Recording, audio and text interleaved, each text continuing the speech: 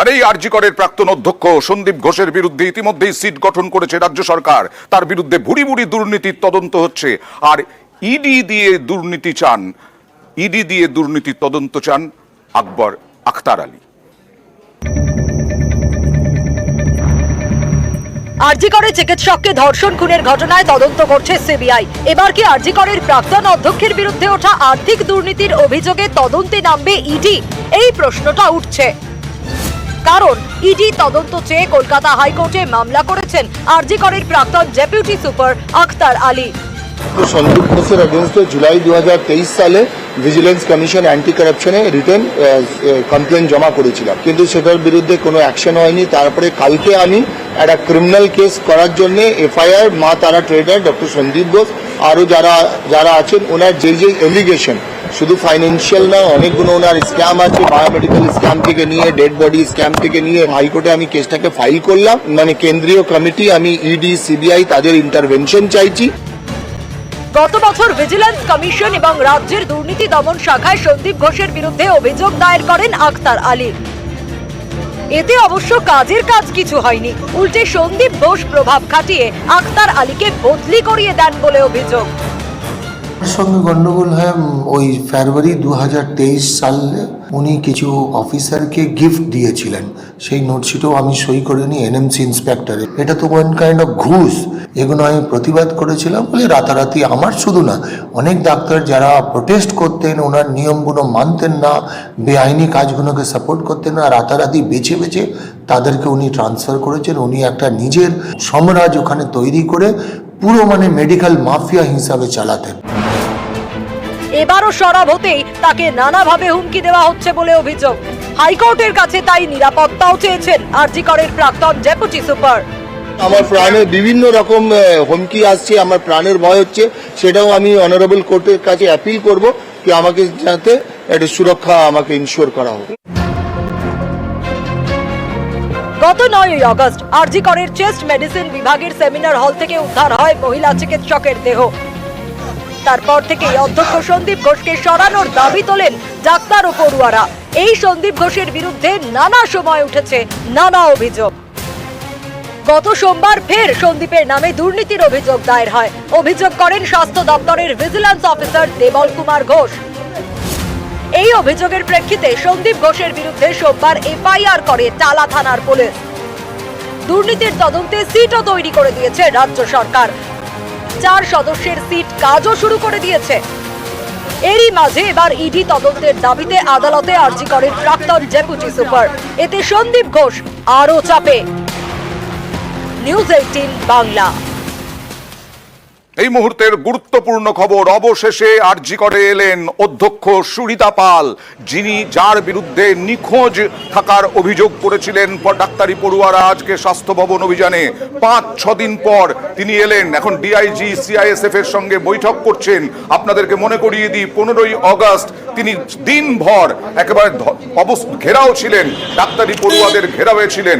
তারপর সিবিআই তাকে নিয়ে যায় রাত্রিবেলা এবং সিজিও কমপ্লেক্সে গিয়ে তাকে ছেড়ে দেওয়া হয়। তারপর থেকে তিনি আর আরজিকর মুখ হননি।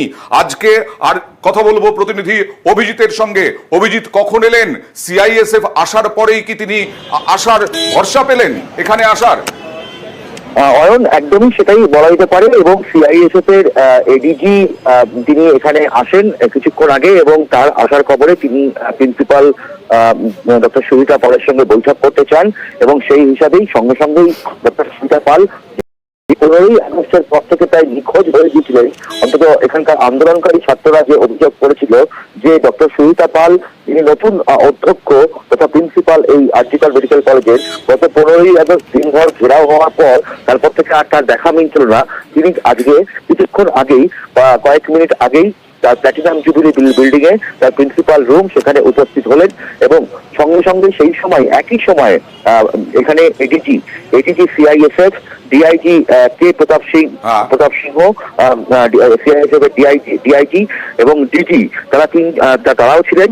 এবং এখানে একটি বৈঠক হবে প্রিন্সিপালের সঙ্গে কোথায় কোথায় নিরাপত্তার বিশেষ প্রয়োজন, কারণ সিআইএসএফ এর পক্ষে তো একদম এই হাসপাতালের ঠিক কোথায় কোথায় নিরাপত্তা প্রয়োজন সেটা এখানকার অধ্যক্ষই তিনি ভালো জানাতে পারবেন এখানকার হাসপাতালের প্রধান হিসাবে।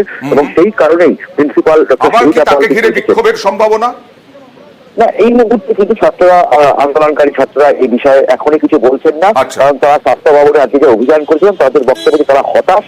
স্বাস্থ্য ভবন থেকে তারা এমন কিছু প্রতিশ্রুতি পাননি যাতে এখানে বেশ। সুরিতা পাল ফিরলেন 6 দিন পর আরজি করে। সেই 15ই আগস্টের ছবি দেখাবো।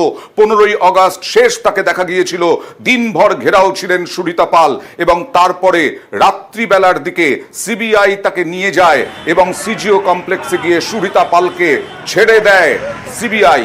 তারপর থেকেই নিখোঁজ পোস্টার নিয়ে মিছিল অধ্যক্ষের নামে ডাক্তারি পড়ুয়াদের।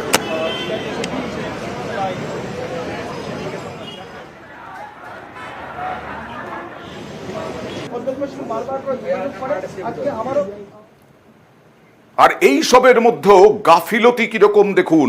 কুলতলির গ্রামীণ হাসপাতালে মহিলা ওয়ার্ডে পুরুষদের অবাধ যাতায়াত। শুধু পুরুষদের অবাধ যাতায়াত নয়, মহিলা ওয়ার্ডে পুরুষদের আড্ডা পর্যন্ত দেখুন।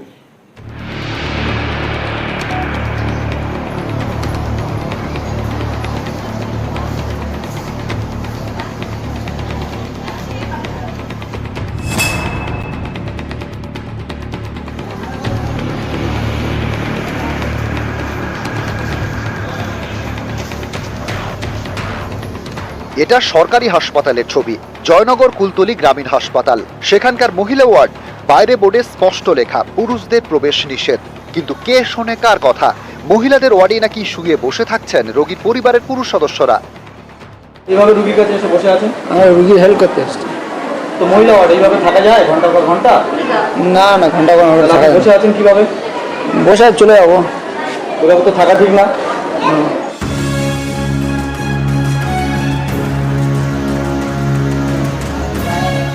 হাসপাতালে কোনো সিসি ক্যামেরা নেই।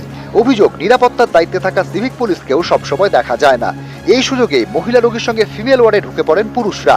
প্রতিবাদ করেও লাভ কিছু হয় না বলে দাবি। মানা হচ্ছে, মানা শুনছেন না। নিরাপত্তা উঠতে হচ্ছে, রাত 9টা পর্যন্ত চলে, বারণ করলে শোনেন না। শুধু দিনের বেলা নয়, রাতেও হাসপাতালে মহিলাদের ওয়ার্ডে পুরুষরা অবাধে ঢোকেন বলে অভিযোগ। অনেকেরই প্রশ্ন, আরজি করের ঘটনার পরেও কেন এরকম ঢিলেঢালা ব্যবস্থা? আতঙ্কে মহিলা রোগী থেকে শুরু করে নার্স, চিকিৎসকরা। তাঁদের দাবি, সরকারি এই হাসপাতালে সিসি ক্যামেরা থাকাটা অত্যন্ত জরুরি। হসপিটালে কোনো সিসি ক্যামেরা নেই, সেটা তো সত্যি অসুবিধা। মানে আমাদের নিরাপত্তাটা কোথায় সেখানে? কিন্তু নেই তো কি করব? আর এইচে বা বিপিএইচিতে বোধহয় কোথাও নেই। হসপিটালে সিসি ক্যামেরা নেই, যখন তখন বহিরাগতরা ঢুকে পড়ে, কি বলবেন নাকি? হলে তো ভালো হয়, আর এই ব্যাপারে আমি খুব একটা কিছু কি বলবো, আর হলে ভালো হয়। জেলা স্বাস্থ্য দপ্তর থেকে জানা গিয়েছে, এই গ্রামীণ হাসপাতালে সিসি ক্যামেরা লাগানো সহ একাধিক পদক্ষেপ নেওয়া হবে বলে সিদ্ধান্ত হয়েছে। দক্ষিণ 24 পরগনা থেকে অর্পণ মণ্ডল, নিউজ 18 বাংলা।